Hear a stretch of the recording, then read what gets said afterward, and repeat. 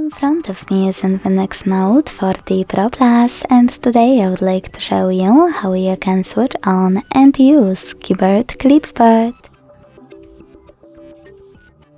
Begin by launching your keyboard and clicking on Clipboard at the top of it. Then use the switcher next to Clipboard at the top right corner to activate it. And to go back to standard keyboard, use this arrow at the top left one. Now you need to copy or cut any text.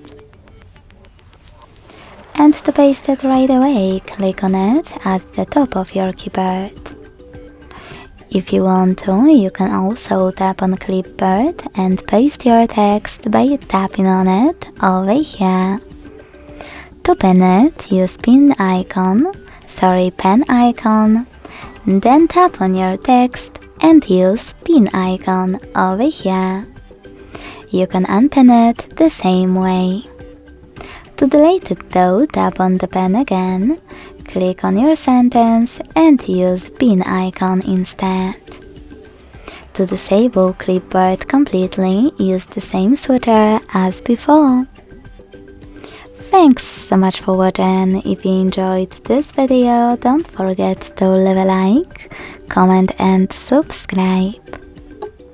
Bye!